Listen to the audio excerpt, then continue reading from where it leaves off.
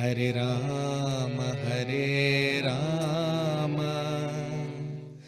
Rama Rama, Hare Hare. Hare Krishna, Krishna Krishna, Hare Hare, Hare Rama, Rama Rama, Hare Hare. Hare Krishna, Krishna Krishna, Hare Hare, Hare Rama, Rama Rama, Hare Hare. Hare Krishna, Krishna Krishna, Hare Hare, Hare Rama, Rama Rama, Hare Hare. Hare Krishna, Krishna Krishna, Hare Hare, Hare Rama,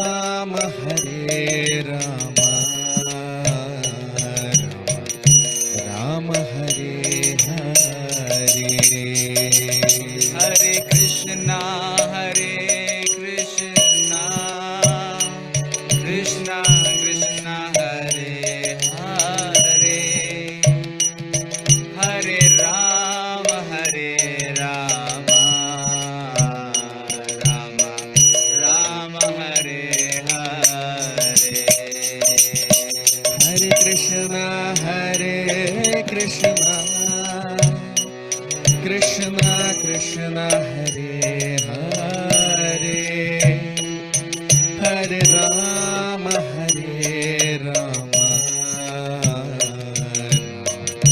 Rama Hare Hare.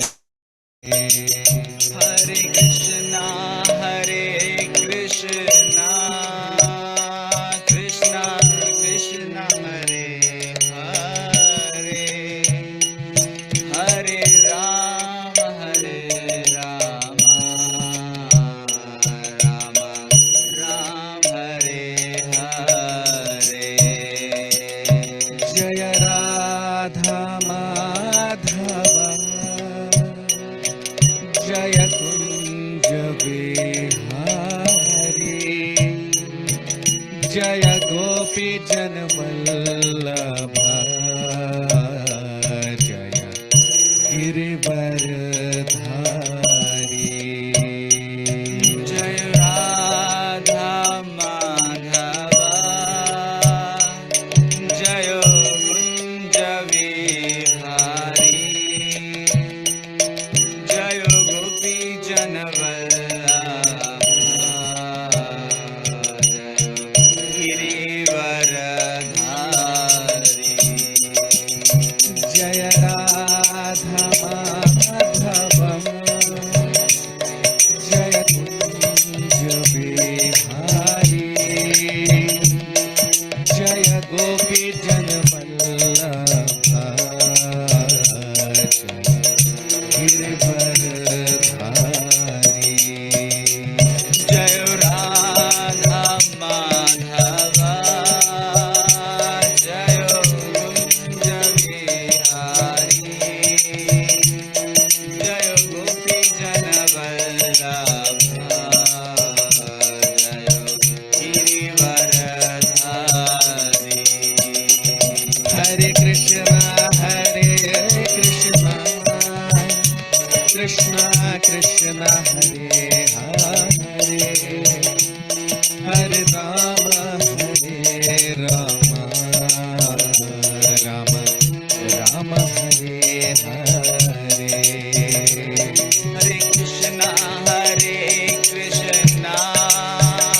Krishna Krishna, Hare Hare, Hare Rama, Rama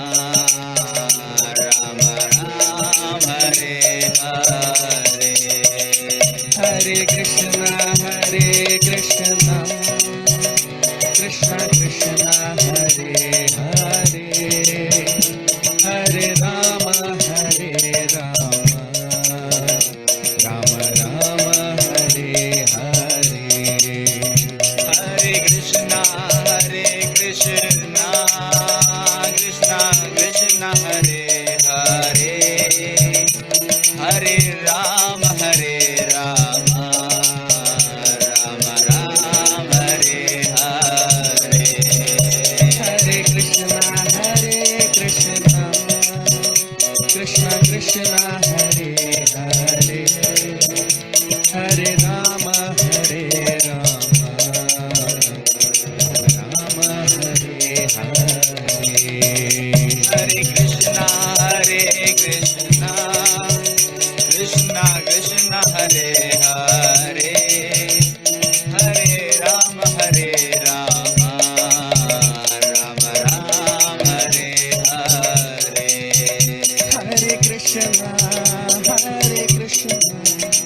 Krishna Krishna, Hare Hare, Hare Rama, Rama Rama, Hare Hare. Hare Krishna, Krishna Krishna, Hare Hare, Hare Rama,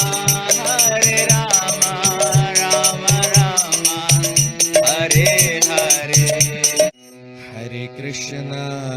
Hare Krishna, Krishna Krishna, Hare Hare,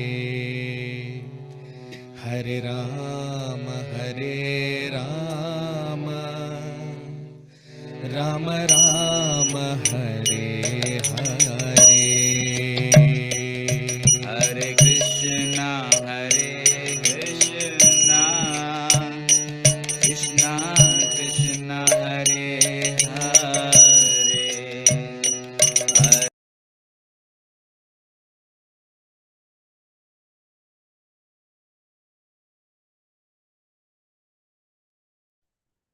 Hare Krishna. So, very warm welcome to all of you for today's session on the Srimad Bhagavatam. We'll start our discussion with the prayers. Om Namo Bhagavate Vasudevaya. Om Namo Bhagavate Vasudevaya. Om Namo Bhagavate Vasudevaya. Narayanam Namaskritya. Naran Chaiva Narottamam. देवीं सरस्वतीं व्यासं ततो जयमुदीरयेत् नष्टप्रायेषु भद्रेषु नित्यं भागवत सेवया भगवति उत्तमश्लोके भक्तिर्भवति नैष्ठिकी. So we discussed in our previous session, Bhagwan Kapil is talking about the people who engage in worshipping the Lord in the temple, but they disregard other living entities.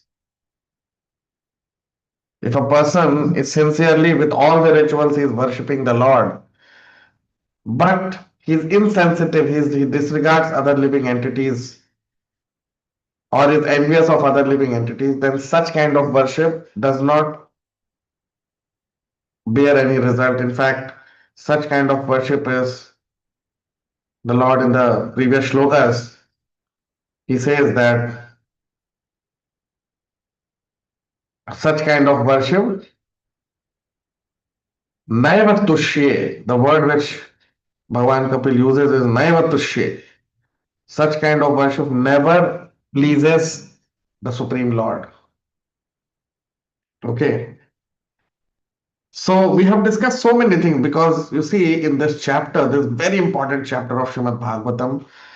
In fact, this whole part, the Sankhya philosophy, which is described by Bhagavan Kapil, this is very, very similar to Bhagavad Gita spoken by Lord Krishna. There is no difference because Bhagavad Gita is words of Krishna and Sankhya philosophy are the words of Bhagavan Kapil. Now, both are Supreme Personality of Godhead and both are speaking to their dear devotees. Bhagavan, Lord Krishna is speaking to Arjun. Arjun is the friend of Lord Krishna. And Bhagavan Kapil is speaking to his mother, Devahuti. So both are very similar.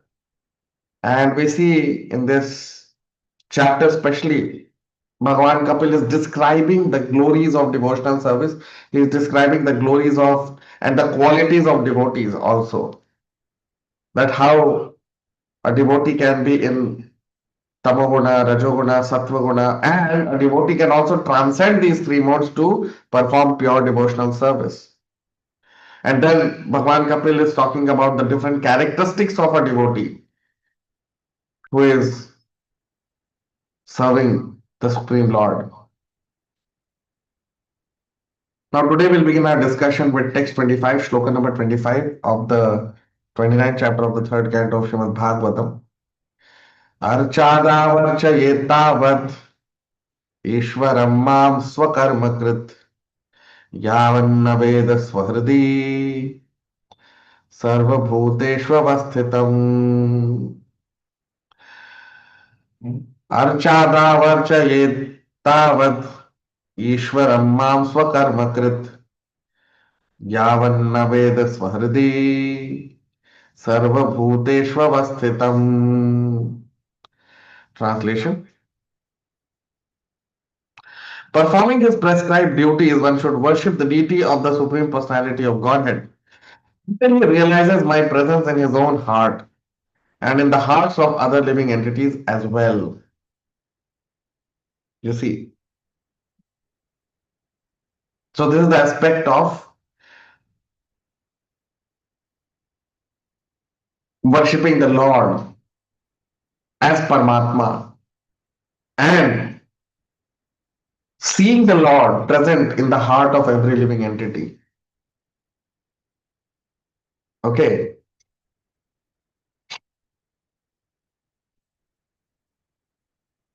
Now you see in the last few shlokas, Bhagwan Kapil has been constantly talking about worshipping the deity in the temple, worshipping the deity of the Lord in the temple. Why?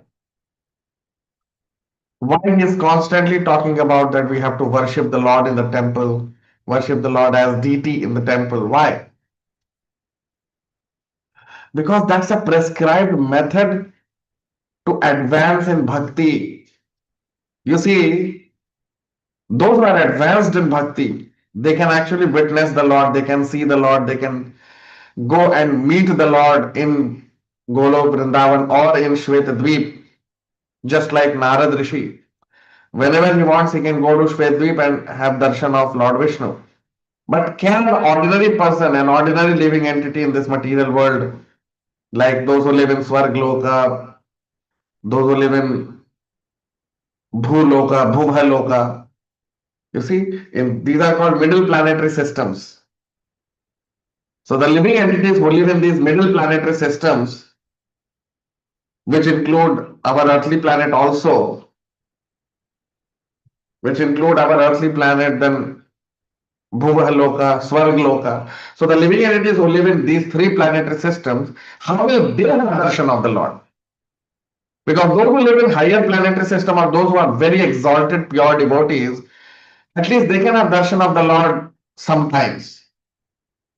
Of course, it's not that whenever they want, that facility is not available to anyone.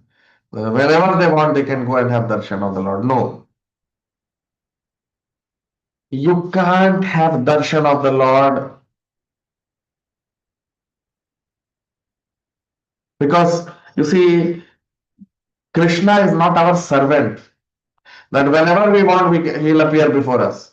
You know, that's servant. That generally we do with servants, isn't it?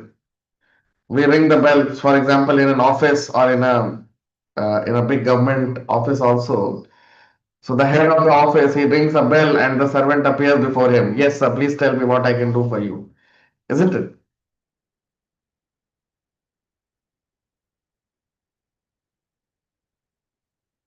So Krishna is not anyone's servant, right? He is not servant of anyone. That whenever we want, Krishna will appear before us. It's like ringing the bell. Krishna, come before me and Krishna will come. No, it's not like that. A person must be first qualified to have darshan of the Lord. And then the most important condition is that the Lord should decide to be seen by that person.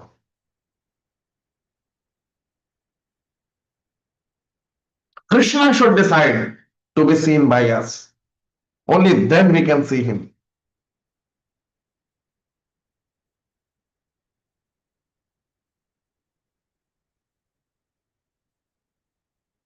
Okay.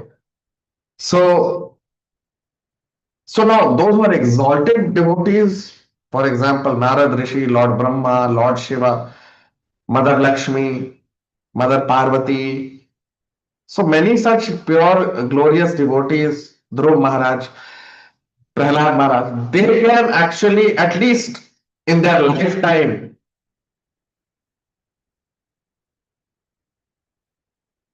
once at least they have had darshan of the Lord, and if they desire, they can have darshan also. It's not that whenever they want, but yeah, if they desire, they can have darshan of the Lord because of their purity, because of their pure devotion,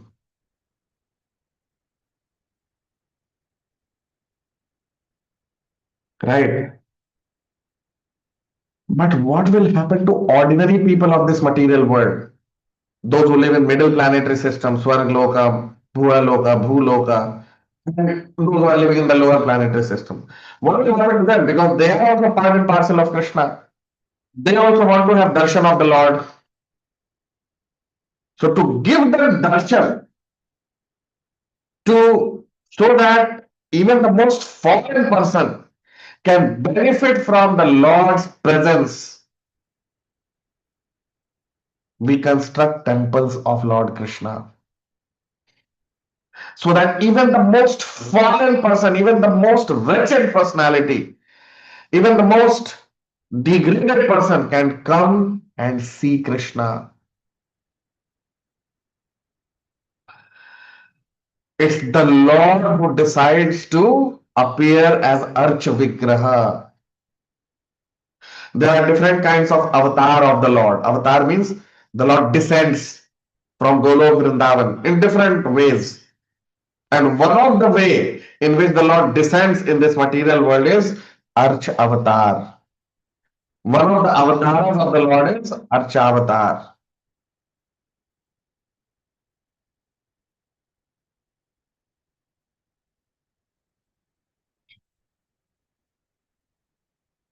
Right? So, one of the most beautiful part of bhakti is that we are always, whenever the devotee wants, he can go and see Krishna. Because Krishna has mercifully decided to appear as Archa Vigraha so that everyone can see him and serve him. That is why in Jagannath Puri, we all know there is Rath Yatra, where the Lord comes out of the temple to give his darshan to all his pure devotees. It's not ordinary, it's very special. So, the deity in the temple is not different from Krishna. Seeing the deity in the temple means seeing Krishna. There is no difference at all. No difference. Because Krishna has entered into the deity for his pure devotees. So that his pure devotees, whenever they want, they can see Krishna. Whenever they want, they can serve Krishna.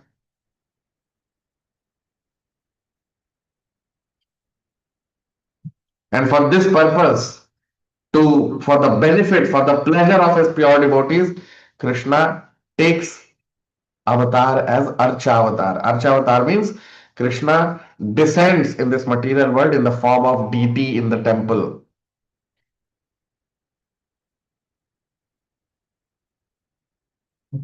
Right.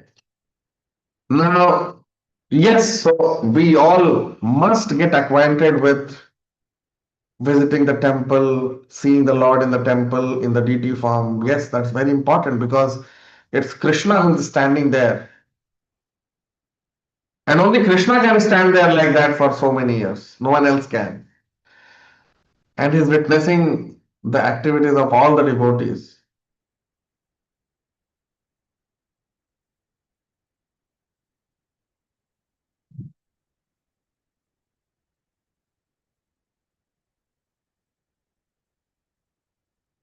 So although, yes, we see and we worship Krishna in the deity in the temple, but that does not mean that Krishna is present only in the temple. No, it's Krishna's desire that he has appeared in the temple. Now, that does not mean that Krishna is present only in the temple. No, that is what this shloka talks about. You see on your screen, what is Bhagwan Kapil saying here? Archa chahiye tavad.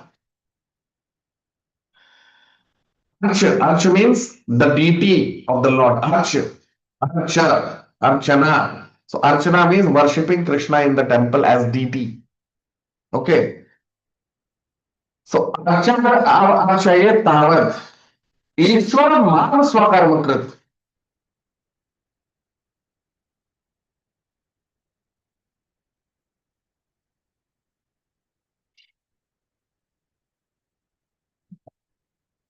Swakarmakrit. Swakarmakrit means activities. Swakarma means according to prescribed duties.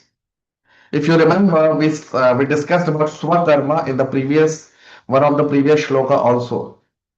So Swakarma also means Swadharma.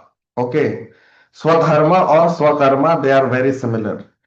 So now Brahmanas have their own duties. Their duty is to preach the glories of Krishna. Then Kshatriyas, their duty is to protect Dharma, to protect Brahmanas basically, so that Dharma should go on, the propagation of Dharma should go on without any hindrance. Okay, so that is the duty of Kshatriya. Then Vaishyas, they contribute, they give money, they contribute Lakshmi for preaching the glories of Krishna. Right? And Shudras, they help in other activities, like they are generally paid workers to support the other three classes. Right? So this is what is the meaning of Varnashram. अतः पुंभिर्द्विज श्रेष्ठ वर्णाश्रम विभागश स्वनुष्ठितस्य धर्मस्य संसिद्धिर हरितोषणम.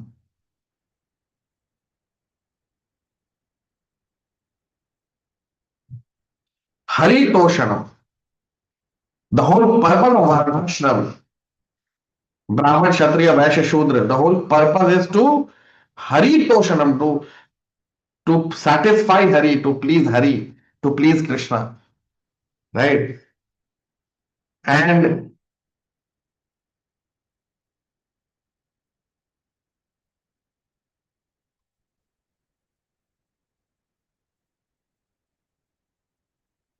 that is what is Swadharma also.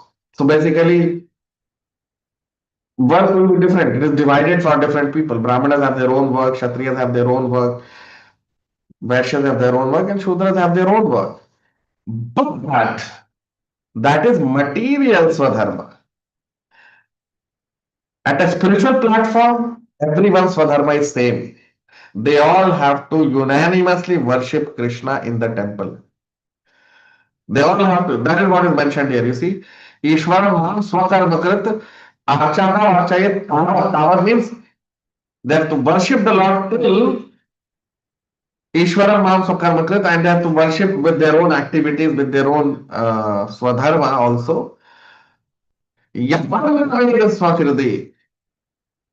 Till when they have to worship? Till eternity. Worship has to go on eternally. Naveda Swahridi. Till a person knows. Ved means to know.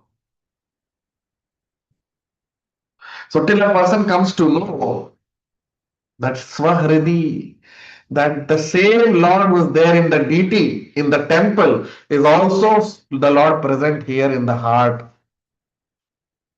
Sarvabhuteshu avasthitam. And that same Lord is present in everyone's heart, not only in my heart, in everyone's heart.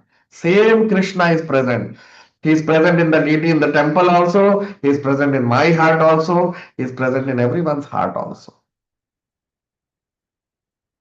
And that is why you will generally, those who are pure devotees, they are not too much enamored by, you know, like we see, people going to Kumbh Mela, people going to this dham, that dham. No, pure devotees are not too much enamored by all these things. Just like our Goswamis, our great acharyas, they hardly visited any place of pilgrimage. Of course, they will conduct trips to encourage people to engage in devotional service. To conducting trips is different thing. But they themselves going to a dham to have darshan, that no acharyas have done. You'll never find that Goswamis or our acharyas are going to Char Dham. No, they never did that. None of the acharyas have done that. Why? Because it is mentioned in the Srimad Bhagavatam that Tirthi Kurvanti Tirthani. Because wherever pure devotees are present, Krishna is already present there. Wherever pure devotee is present, Krishna is present there. Krishna lives only with his pure devotees. He is always present with his pure devotees. So seeing a pure devotee means seeing Krishna. It's good. It's equal to have darshan of a pure devotee means having darshan of the Lord. There is no difference. Because a pure devotee is never separated from Krishna. He is always with Krishna. Of course, he is also an ordinary living entity, but because he has received Krishna mercy, so that's why he is no more ordinary living entity. He may look ordinary. He will also have two legs, two hands, one nose, one mouth. That it may look ordinary, but he is not ordinary. Why? Because of Krishna Shakti, because he has been empowered by Krishna to perform Krishna's work. He has been empowered by Krishna to fulfill Krishna's mission.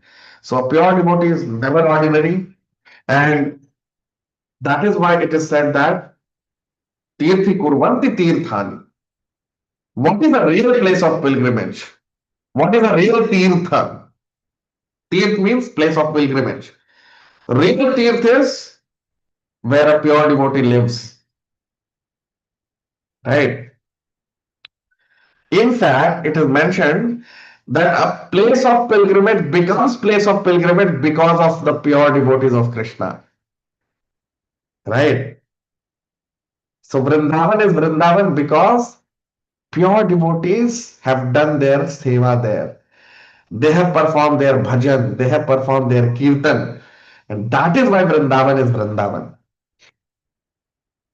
All the places of pilgrimages are places of pilgrimages because of pure devotees. So, a pure devotee can create any place on earth as a place of pilgrimage. Right? So, that is why pure devotees are also called as Krishna Lingit Vigraha. Krishna Alingit Vigraha.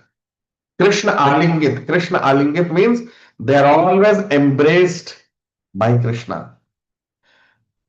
Krishna says in the Bhagavad Gita also.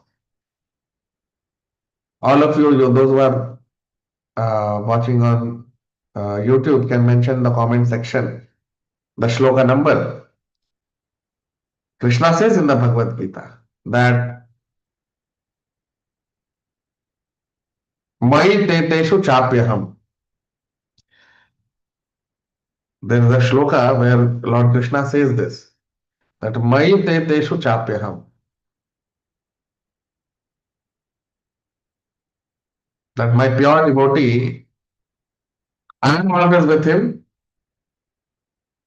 and he is always with me.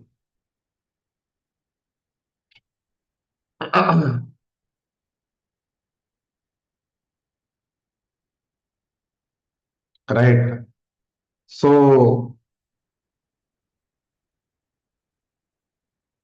Krishna says that in the Bhagavad Gita. So those who are watching, they can mention the shloka number. Where Krishna says, Samoham Sarva Bhuteshu. All of you in the comment section mention the shloka number. Samoham Sarva Bhuteshu. Nami Dveshyosti na priya. Ye bhajanti tu mam bhaktya mai te teshu chapyaham. What is Krishna saying? That Samo aham sarva bhuteshu. I am samoham. I am equal to every living entity. I never discriminate between two living entities. For me, all living entities are equal. So samoham. I am equal to every living entity. Sarvabhuteshu. Sarvabhuteshu means all living entities, whether they are animals, human beings, birds, reptiles, whoever they are. Krishna is saying, or those who are living in the higher planetary system like devatas or demons or whoever they are all equal for Krishna. For Krishna, there is no change. They are all the same. So, samoham sarvabhuteshu. So, Lord Krishna is saying that, Arjun, for me, all living entities are equal. Samoham, I am equally disposed to everyone. Name dveshyosti na priya.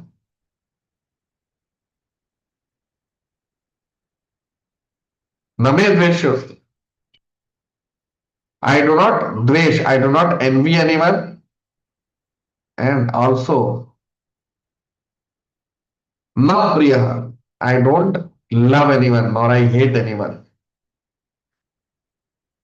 So Krishna is very clear that I am equal to everyone. Neither I love anyone nor I hate anyone. So then he goes on to say, but ye bhajanti to mam bhaktya, but a bhakta, but a devotee who is doing my bhajan, who is always engaged in my loving devotional service, mahi te teshu chapyaham. I am always thinking of him and he is always thinking of me. I am always with him and he is always with me. He eternally resides with me and I eternally reside with him. You see? So Krishna is saying that a pure devotee who is always engaged in Krishna's service, Krishna never leaves him. Krishna is always with him. Just that we are not able to see. That's a different thing. But a pure devotee is never separated from Krishna. And that is why we can approach Krishna only through his pure devotees.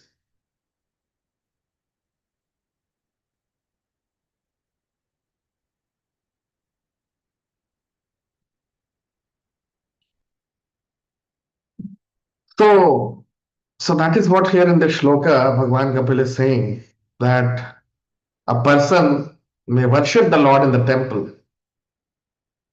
but gradually his vision should become more, his vision should not be narrow.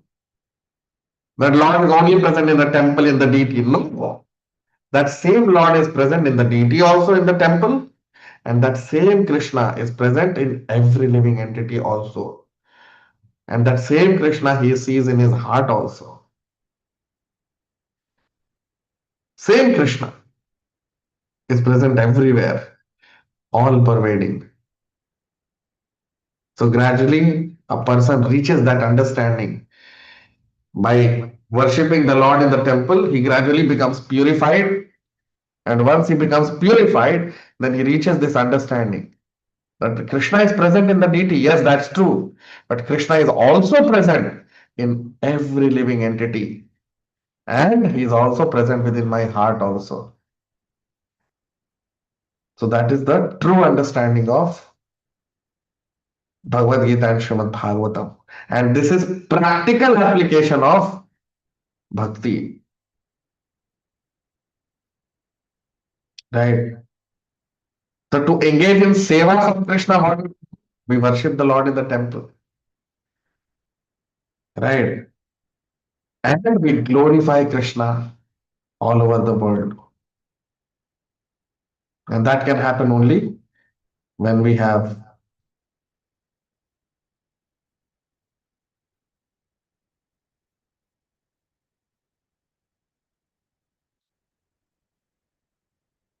when we have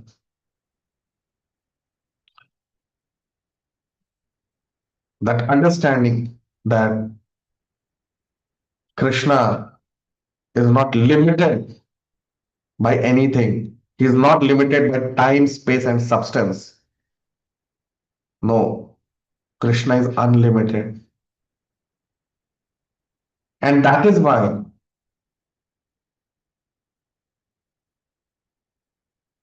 the true welfare for all living entities is to make people aware of this. Because still people are separated from Krishna, they can never be happy. The only way to make people happy is to connect them to Krishna. And that is what is the purpose of a temple of Lord Krishna. And that is why the highest charity in this whole creation is to construct a temple of Lord Krishna.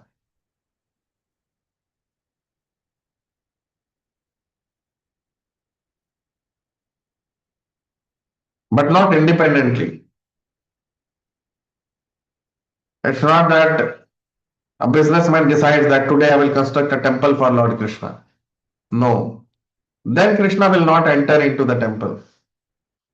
Krishna will enter into the temple only if it is constructed by a pure devotee. Only if it is a desire and vision of a pure devotee. Only then Krishna will enter the temple. We have seen so many business people are there, no?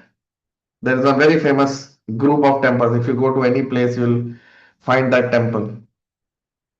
But it's just kind of a tourist place. No, temple is not a tourist place. Temple is where Krishna lives with his pure devotees. So if there are no pure devotees, there is no Krishna in the temple. Right? So Krishna resides only where his pure devotees live. So many people ask that why Krishna appeared only in India? Why all the avatars of the Lord appear only in this tract of land called India? Because this tract of land is full of devotees. It's not that Krishna cannot appear anywhere else. No, wherever he wants, he can appear. But why will Krishna appear in America where people are beef eaters? They do all kinds of nonsense. They have constructed big, big slaughterhouses. Will Krishna want to appear there?